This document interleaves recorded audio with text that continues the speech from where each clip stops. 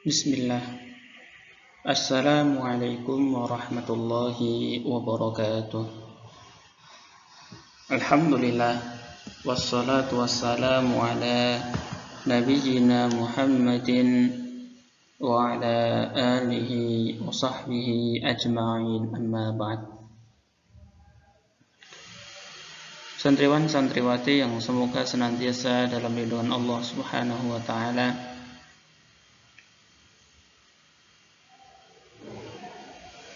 Pertama-tama marilah kita panjatkan puji syukur kita kehadirat Allah Subhanahu wa taala hingga detik ini masih kita rasakan nikmatnya yang Allah berikan kepada kita.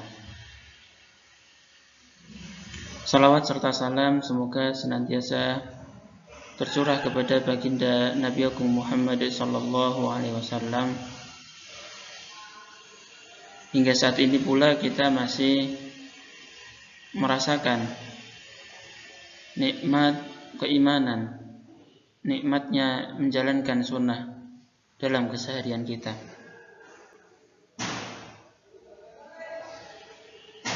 Pertemuan hari ini kita akan membahas masalah yang terkait dengan bersuci.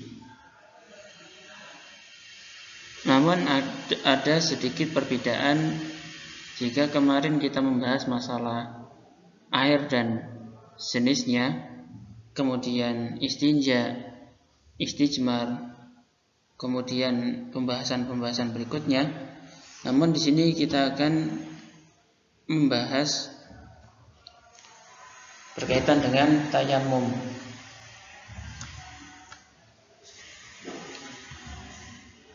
Karena tayamum ini juga bisa digunakan sebagai pensuci, terus bisa menggantikan air. Pembahasan pertama yaitu secara bahasa tayamum adalah bermaksud atau menyengaja. Secara syar'i atau secara ilmu pengetahuan fikih adalah mengusap wajah dan kedua tangan dengan debu yang suci dengan tata cara tertentu sebagai bentuk ibadah kepada Allah Subhanahu wa taala.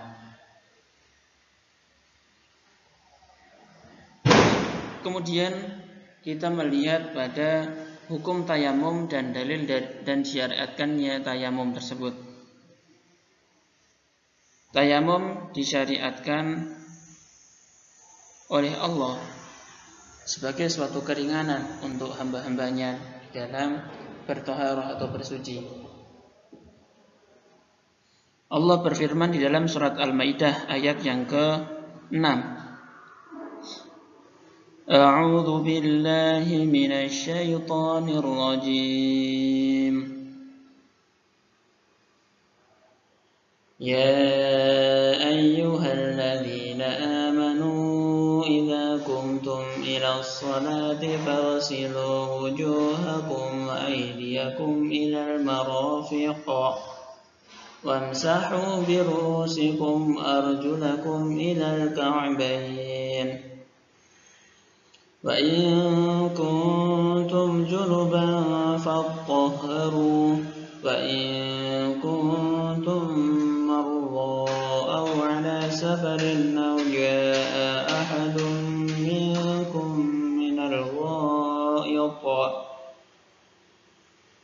أو جاء أحد منكم من الغائط أو لامستم النساء فلم تجدوا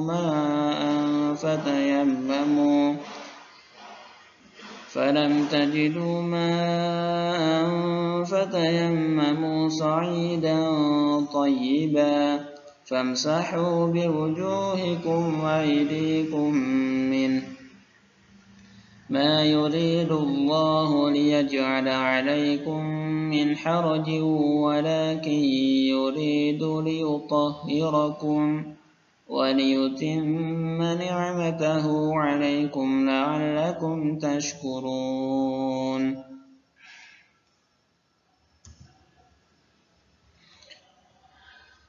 yang artinya wahai orang-orang yang beriman, apabila kalian hendak mendirikan sholat, maka basuhlah wajah kalian dan tangan kalian sampai ke siku, dan sapulah kepala kalian, dan basuhlah kedua kaki kalian sampai ke dua mata kaki. Adapun jika kalian junub, maka bersucilah atau mandilah, dan jika kalian sakit atau dalam perjalanan jauh atau kembali dari tempat buang air atau WC, atau kalian menyentuh perempuan lalu kalian tidak memperoleh air, maka bertayamumlah dengan debu yang baik ataupun suci. Usaplah wajah kalian dan tangan kalian dengan debu itu. Allah tidak ingin menyulitkan kalian, tetapi Dialah Allah hendak menyucikan kalian dan menyempurnakan nikmatnya bagi kalian agar kalian bersyukur. Surat Al-Maidah ayat yang ke-6. Kemudian sabda Nabi SAW, As-sa'idu tayyibu kafika wa illam tajidil ma'a ashra hijajin fa idza wajadtal ma'a fa amissahu basharataka. Debu yang suci cukup bagimu sekalipun kamu tidak mendapatkan air selama 10 tahun. Lalu bila kamu mendapatkan air, maka basuhlah ia ke kulitmu. Kemudian juga para ulama telah sepakat bahwasanya tayamum itu disyariatkan apabila syarat-syaratnya telah terpenuhi, dan juga bahwasanya dia dalam kedudukan menggantikan bersuci dengan air. Misalnya sholat, tawaf, dan juga membaca Al-Quran.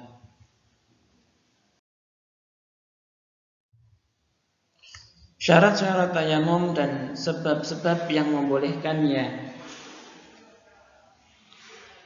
Yang pertama,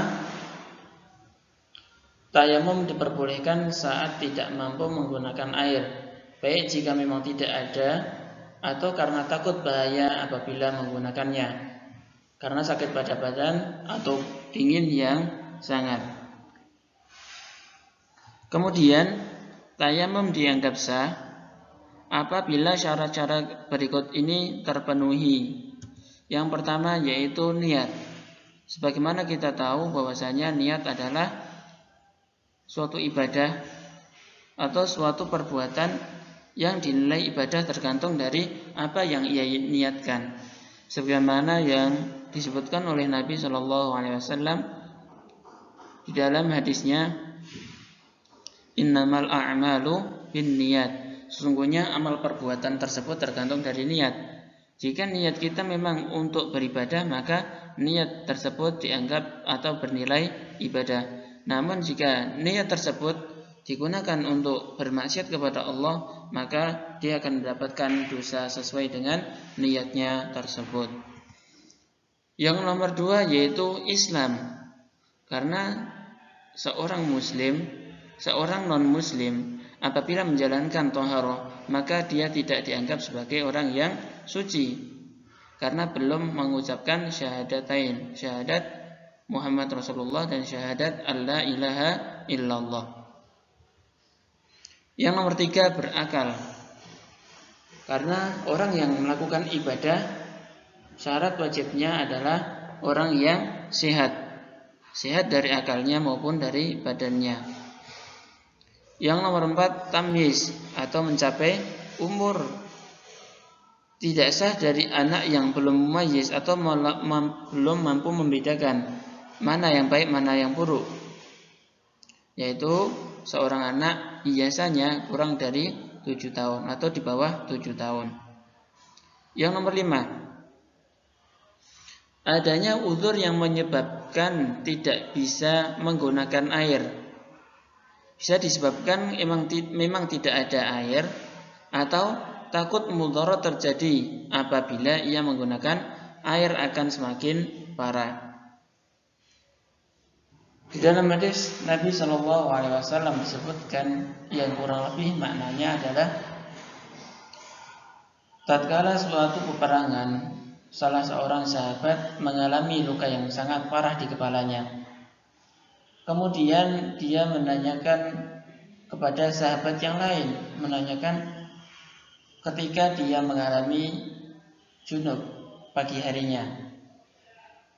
Kemudian menanyakan kepada temannya, bagaimana tata cara saya mandinya? Apakah boleh dengan bertayamum atau menggunakan selain air? Maka sahabat tadi karena tidak tahu ilmunya atau belum mengetahui ilmunya, maka teman yang ditanya tadi menjawab, tidak boleh. Namanya bersuci harus dengan air. Kemudian di hari berikutnya Rasulullah SAW mendapatkan kabar bahwa ada salah seorang sahabat yang meninggal dunia disebabkan karena mandi. Dan orang yang sakit kepalanya tadi, qadarullah wa masyafa'al, meninggal dunia setelah mandi karena luka tadi tersiram oleh air yang sangat dingin. Kemudian Nabi SAW mewasiatkan kepada kaum muslimin secara menyeluruh untuk berniat untuk menyampaikan apa yang sudah diketahui dan jangan memberikan fatwa atau menyampaikan jika belum mengetahui tentang ilmunya, karena takut nantinya akan memberikan mudarat atau dampak buruk kepada orang yang bertanya tadi. Yang keenam, yaitu tayamum dengan tanah yang suci atau dengan debu yang suci. Berdasarkan sabda Nabi SAW, Inna sa'idat tayyib tahurul muslim, wa illam yajidil ma'a 10 sinin, fa idza wajadal ma'a falyumassihu basharatahu, fa inna dzalika khair. Sesungguhnya debu yang suci adalah alat bersuci seorang muslim, sekalipun dia tidak mendapatkan air selama 10 tahun.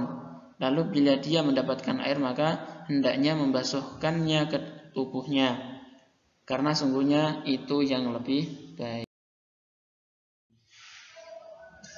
Kemudian di pembahasan ini pula ada pembatal-pembatal tayamum. Pembatal-pembatal tayamum atau apabila tayamum dilakukan maka bisa menjadi batal apabila yang pertama karena terkena hadas besar maupun kecil. Ini sama halnya dengan berwudu. Jika kita dalam keadaan bersuci kemudian kita terkena hadas besar maupun kecil atau buang hajat, maka batal wudunya. Kalau di dalam pembahasan ini maka tayamumnya batal. Kemudian batal apabila ada air. Ketika kita sudah bertayamum, tiba-tiba Allah turunkan hujan, atau ketika kita mau menjalankan sholat, di tengah perjalanan kita mendapati air, maka hendaknya bagi kita untuk berwudu dengan air. Maka tayamumnya batal dan harus diganti dengan air. Yang ketiga yaitu hilangnya uzur yang membolehkan tayamum. Yang ketiga ini adalah ketika dia mengalami sakit misalnya, maka diperbolehkan atau harus menggantinya dengan air. Kemudian sifat atau tata cara tayamum. Pertama yaitu berniat. Setelah berniat kemudian mengucapkan basmalah, bismillah, kemudian menepuk tanah dengan meniup dengan kedua tangannya dengan 1 kali tepukan. Kemudian meniup atau mengibaskan keduanya. Kemudian mengusapkannya ke wajah dan kedua tangannya hingga pergelangan tangan. Dan tidak dianjurkan untuk melebihi batas yang telah ditentukan oleh syariat Islam, karena ini adalah termasuk dari hulu. Sedangkan hulu tidak disukai oleh Allah Subhanahu wa ta'ala. Jadi tata caranya adalah pertama berniat terlebih dahulu, kemudian mengucapkan bismillah dan menepukkan ke tanah, misalnya seperti ini. kemudian meniupnya. Setelah itu mengusap ke wajah, seperti halnya wudu. Kemudian kedua tangan hingga lengan saja dan di sela-sela jarinya.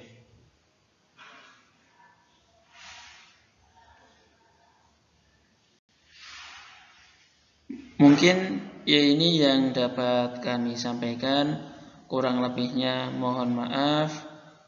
Syukran wa jazakumullahu khairan katsira. Akhir kalam, kita tutup dengan doa kafaratul majlis.